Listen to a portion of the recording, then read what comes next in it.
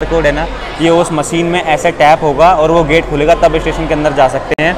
अभी मैं मौजूद हूँ दुनिया के सबसे सस्ते देश वियतनाम में, और ऐसा कहा जाता है कि वियतनाम की रेलवे इंडिया की रेलवे से काफ़ी बेहतर है। आखिर ऐसे कैसे हो सकता है कि दुनिया के सबसे सस्ते देश की रेलवेज़ हमारे भारत से बेहतर हो सकती है? ये जानने के लिए मैं अभी बैठा हूँ वियतनाम की राजधानी के सबसे बड़े स्टेशन में, जो कि है हानोई रेलवे स्टेशन, और यहाँ से हम जा रहे हैं निन बिन, सिर्फ ये पता करने के लिए कि वियतनाम की रेलवे सच में बेहतर है। तो आखिर हम ये कैसे जानेंगे कि वियतनाम की ट्रेन ज़्यादा बेहतर हैं हमारे इंडिया से? तो ये जानने के लिए सिर्फ हमें 4 फैक्ट चेक करने पड़ेंगे यहाँ पर। 4 फैक्ट चेक क्या होंगे? पंक्चुअलिटी, क्या यहाँ की ट्रेन समय से चलती हैं? दूसरा, क्लीनलीनेस, क्या यहाँ की ट्रेन्स में सच में उतनी साफ़ सफाई रहती है? और चौथा, क्राउड मैनेजमेंट, कि यहाँ की जो ट्रेन एडमिनिस्ट्रेशन है वो क्राउड मैनेजमेंट कैसे कर रहा है, क्योंकि हमारे इंडिया में रेलवे वेटलेस प्रॉब्लम, RAC कितना ज़्यादा प्रॉब्लम है। और चौथा सबसे इम्पॉर्टेंट पार्ट है कस्टमर एक्सपीरियंस, यानी कि पैसेंजर एक्सपीरियंस, जो मैं खुद शेयर करूंगा, सबसे इम्पॉर्टेंट पार्ट वही रहेगा। वियतनाम की राजधानी का कैपिटल स्टेशन है। मुझे यहाँ पर सबसे अजीब चीज़ जो लगी है वो आप देखो, यहाँ पर AC, ये नॉर्मल क्लास वालों के लिए भी यहाँ पर ये AC लगाई गई है। वहाँ पर VIP रूम है और ये सारे टिकट काउंटर्स हैं। और एक चीज़ आप ये देखो, ये जो मेरा टिकट है इसमें एक QR कोड है। यहाँ पर एक ऐसे टिकट मिलते हैं जिनमें QR कोड होता है, और वो ये जो QR कोड है ना, ये उस मशीन में ऐसे टैप होगा और वो गेट खुलेगा, तब स्टेशन के अंदर जा सकते हैं। ये मेरा टिकट है और ये बोर्डिंग स्टार्ट हो गई है। ये स्टेशन है ये, और स्टेशन के अंदर आप जब तक नहीं जा सकते हो जब तक कि ट्रेन की बोर्डिंग स्टार्ट ना हो जाए, फ्लाइट के जैसे। अब मुझे लगता है इसी ट्रेन में जाना है। ये यहाँ का स्टेशन है वियतनाम का, और बिल्कुल फ़्लाइट जैसा सिस्टम है यहाँ पे। यहाँ फ़्लाइट तो नहीं कह सकते, मेट्रो स्टेशन जैसा है। और ये सीट पता नहीं क्यों डली है, क्योंकि ट्रेन के बोर्डिंग टाइम से पहले ये लोग अंदर ही नहीं जाने देते। ये है वियतनामीज़ ट्रेन। मेरे टिकट में यहाँ पर कोच 2 लिखा हुआ है। अब कोच 2 टोआ 4।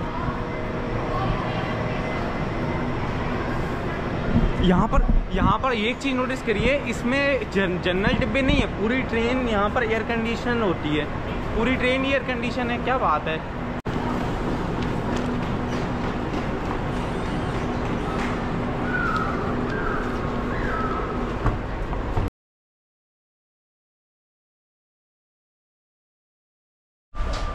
तो भाई साहब, ये है वियतनाम की chair car, AC chair car.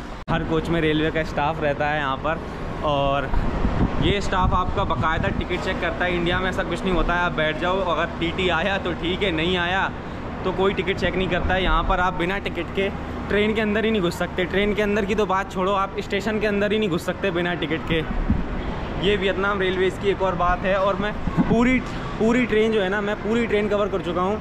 पूरी ट्रेन में पूरा फुल्ली एयर कंडीशन ट्रेन है। इसमें इनकी ट्रेन में कोई भी जनरल नहीं है, कोई भी स्लीपर नहीं है, पूरा ट्रेन ही एयर कंडीशनड है। रशिया में अगर ट्रेन एयर कंडीशनड हो तो समझ में आता है, क्योंकि वहाँ इतना ठंड पड़ता है, लोग स्लीपर क्लास में नहीं रह सकते। लेकिन वियतनाम में एयर कंडीशनड है, और ऑफकोर्स एयर कंडीशन है तो सबको पैसे ज़्यादा देने पड़ते होंगे। और यहाँ पर आप एक चीज़ नोटिस करो, इलेक्ट्रिक ट्रेन नहीं है ये, डीजल से ट्रेन चलती है इनकी। ये देखो, कोई भी इलेक्ट्रिक लाइन नहीं है। ये जो ट्रेन है ना, ये पूरी ट्रेन डीजल से चलती है, और ये इनका स्टेशन है पूरा। ये देखो आप। और भाई साहब, अगर बात करें क्लीनलीनेस की, तो फिर इनकी ट्रेन में क्लीनलीनेस उतनी, इंडिया के जो AC क्लास डब्बे हैं उनमें क्लीनलीनेस ज़्यादा होती है इसकी तुलना में।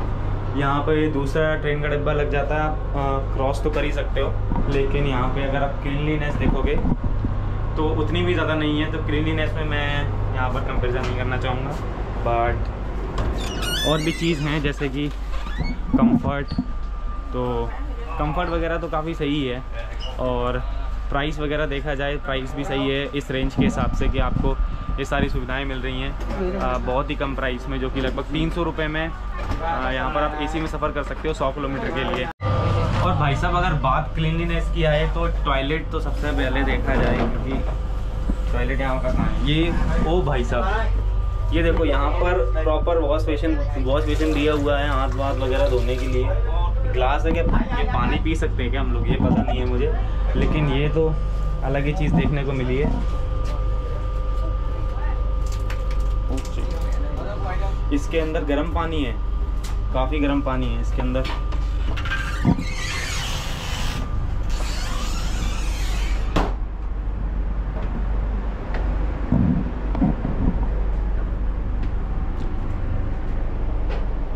ये इनका टॉयलेट है, टॉयलेट तो साफ ही है वैसे तो, तुलना करी जाए अगर तो। और ये ऐसे टॉयलेट तो इनके ठीक हैं। हमारे इंडिया की ट्रेन्स में भी टॉयलेट काफ़ी अच्छे होते हैं, लेकिन बस यहाँ पर एक चीज़ जो एक्स्ट्रा है ना, वो है गर्म पानी। आप देखो कि ट्रेन के अंदर वॉश बेसिन लगा के रखा है, ट्रेन के अंदर गर्म पानी निकल रहा है एक नल से, आराम से वो पी सकते हैं हम। वो गर्म पानी ट्रेन के अंदर है, पूरा वाटर कूलर हर डिब्बे में लगा हुआ है, और हर डिब्बे में एक ट्रेन अटेंडेंट होता है। ये ट्रेन हालांकि डीजल से चलती है, लेकिन फिर भी इतनी सारी फैसिलिटीज़, वो भी 3 रुपये या 3.5 रुपये पर किलोमीटर के हिसाब से, तो काफ़ी सही है। क्लीनिनेस की हमने बात कर ली है, क्लीनिनेस में ये ट्रेन मीडियम है, मतलब 10 में से मैं 7 मार्क्स दूंगा। और यहाँ पर देखो स्टेशन की क्लीननेस की बात करें तो स्टेशन पूरा साफ़ है। इंडिया के स्टेशन भी काफ़ी साफ़ रहते हैं, ऐसा नहीं है, इंडिया के स्टेशन काफ़ी साफ़ रहते हैं। जैसे मैं ग्वालियर या इंदौर से हूँ, तो दोनों स्टेशन काफ़ी चमकते हुए रहते हैं। लेकिन यहाँ की ट्रेन में जनरल बोगी नहीं है, यहाँ की सारी AC बोगी हैं। ये चीज़ मुझे परेशान कर रही है। और हमारे यहाँ मतलब काफ़ी बजट फ्रेंडली हैं ट्रेन्स, लेकिन यहाँ पर ट्रेन्स महंगी हैं बस की तुलना में। यहाँ पर बस से ट्रैवल करना सस्ता है और ट्रेन से ट्रैवल करना महंगा है, ये भी सही है। और ये देखो स्टेशन पे आपको कोई भी फालतू आदमी बैठा नहीं दिख सकता है, सिर्फ वही लोग बैठे दिखेंगे जो पैसेंजर हैं इस ट्रेन के, और स्टेशन के अंदर ही नहीं आ सकते अगर आपके पास टिकट नहीं है। तो बात हो गई क्लीनलीनेस की। क्लीनलीनेस में ये ट्रेन काफ़ी सही है। अब बात करेंगे पंक्चुअलिटी की। ये ट्रेन का टाइम है 1:05 पे ये ट्रेन यहाँ से निकल जाएगी इस स्टेशन से। तो अब ये देखना है कि ये ट्रेन 1:05 पे निकलती है या नहीं निकलती है।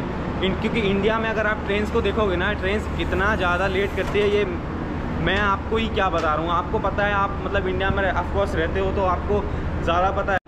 और सबसे बड़ी बात आती है ना, क्राउड मैनेजमेंट की बात आती है। क्राउड मैनेजमेंट क्या है कि हमारे इंडिया में आप देखो प्लेटफॉर्म पे इतना ज़्यादा भीड़ रहता है, हद से ज़्यादा भीड़ रहता है प्लेटफॉर्म पे, और मतलब टिकट नहीं है किसी के पास RAC में चल रहा है, वेट लिस्ट है, कोई ट्रेन में खड़ा होकर जा रहा है। यहाँ पर सबसे पहले यही देखना है क्राउड मैनेजमेंट कैसा है। और क्राउड मैनेजमेंट मैं आपको यहाँ ट्रेन में बैठ के ही बता सकता हूँ कि क्राउड मैनेजमेंट इनने बहुत अच्छा कर रखा है। मतलब सारे लोगों के पास टिकट हैं, लोग भी उतने ही हैं जितने की ट्रेन की सीटें हैं। ऐसा नहीं है कि मतलब सीटें कम पड़ रही हैं, लोग ज़्यादा हैं, और स्टेशन भी उतना ही भरा हुआ है।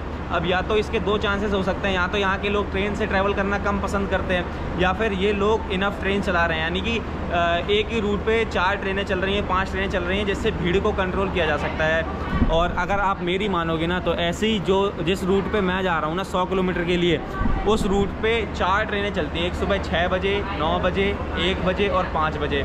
तो मैंने 1 बजे वाला रूट चुना है, काफ़ी सही रूट है ये।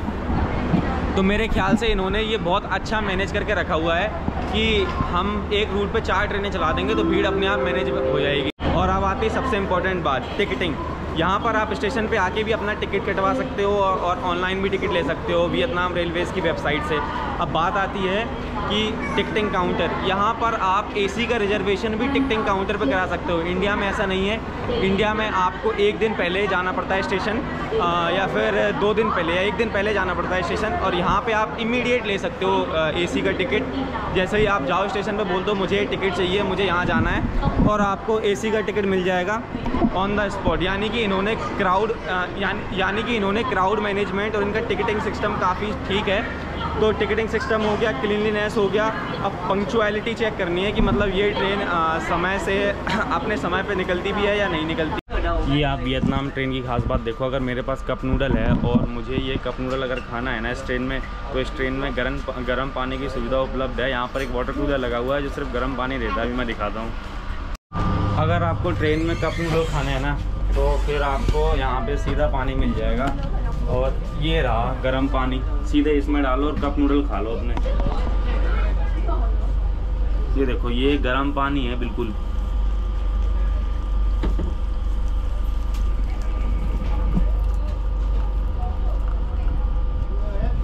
ये मैंने अपने कप नूडल के भर लिया है, और ट्रेन में आप कप नूडल खा सकते हो क्योंकि ट्रेन में गर्म पानी है, तो ये काफ़ी सही है इनकी ट्रेन में।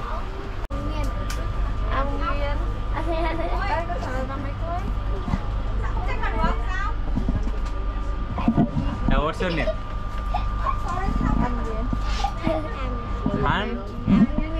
Your name is Amgun? India के जैसे यहाँ भी इंग्लिश को एक प्रिविलेज लैंग्वेज मानी जाती है, तो यहाँ भी बच्चों को इंग्लिश शुरू से सिखाना शुरू से कर देते हैं। अपने टाइम पे चलती है या नहीं, ये देखो train.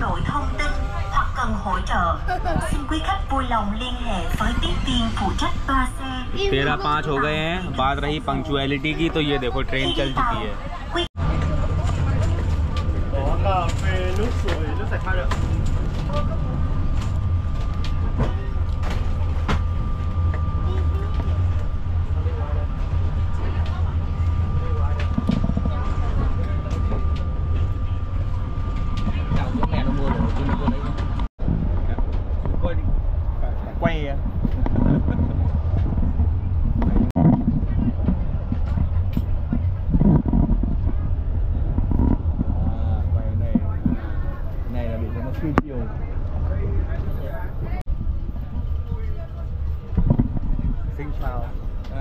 Xin chào. Yeah, of course. This is my country.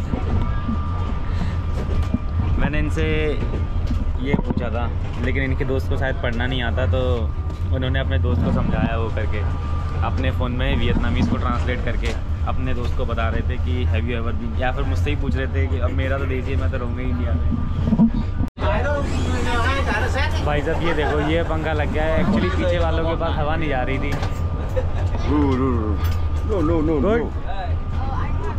अब पीछे वालों के पास बढ़िया आवाज़ आ रही है इन भैया की वजह से। इन भाई साहब ने 20 ट्रेन में पंखा लगा दिया क्योंकि पीछे वालों की जो है एसी ख़राब हो गई थी। अब पीछे वाले भी भाई साहब आराम से मज़े लेंगे यार।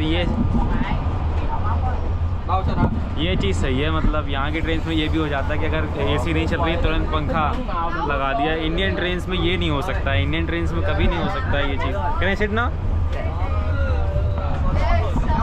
इंडियन ट्रेन में ये हो ही नहीं सकता। अगर आपका पंखा ख़राब हो जाए और बीच चलती ट्रेन में आपके लिए एक नया पंखा आ जाए, ये तो भाई कुछ अनएक्सपेक्टेड लेवल है। मतलब यहाँ का एसी ख़राब हो गया ना, तो यहाँ का अगर एसी ख़राब हो जाए ना, तो उन्हें तुरंत पंखा रिप्लेस कर दिया। एक्चुअली हम आगे तो एसी में हवा आ रहा है, आगे वाली एसी में सारी में, लेकिन पीछे की जो है ना, पीछे हवा नहीं जा रही थी, तो उन्होंने बीच में उन्होंने पंखा लगा दिया है।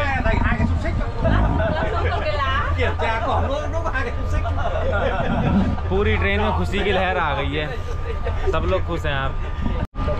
अभी 3:17 हुए हैं और ट्रेन निन्बिन पहुंच गई है, यानी कि लगभग 2 घंटे में 100 किलोमीटर कवर कर दिया है ट्रेन ने। तो मतलब स्पीड तो काफ़ी फास्ट थी, पंक्चुअल थी और एक्सपीरियंस काफ़ी अच्छा था क्योंकि बीच में ही फ़ैन लगा के गए हैं और एसी तो चली रही थी डिब्बे में, लेकिन ये फ़ैन से काम और बन गया पीछे वालों का, क्योंकि पीछे वालों की एसी ख़राब हो गई थी।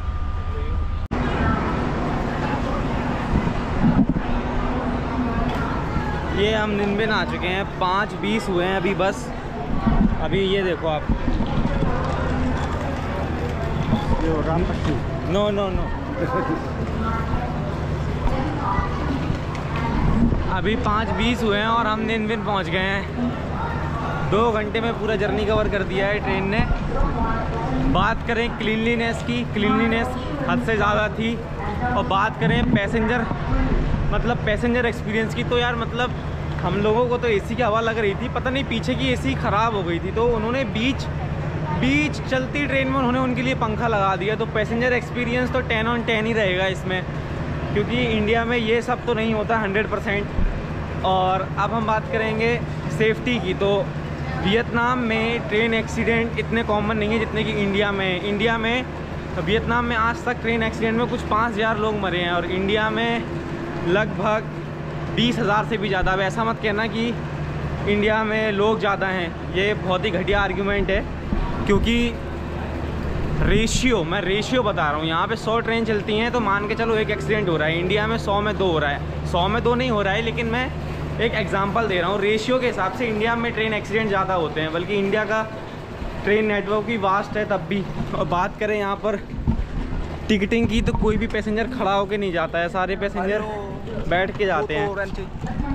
सारे RAC वगैरह का कोई सिस्टम नहीं है, कोई भी टिकट वेट लिस्ट नहीं होता है, वेट लिस्ट नहीं होता है, सारे टिकट कंफर्म रहते हैं। तो ये था मेरा, तो मैं भी वियतनाम रेलवेज़ को इंडियन रेलवेज़ से अच्छा मानता हूँ, लेकिन बस एक चीज़ में ये पछाड़ खा गया है, वो है प्राइस में।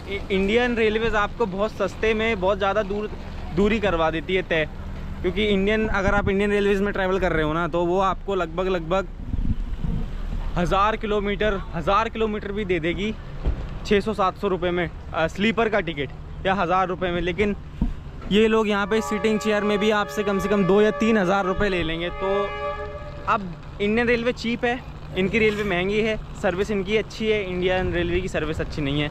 बदबू आती है यहाँ पर, इनके स्टेशन में कोई भी बदबू नहीं है।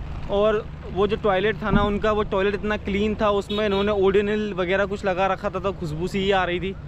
बाकी थैंक यू, गुड बाय, मिलते हैं अगले व्लॉग।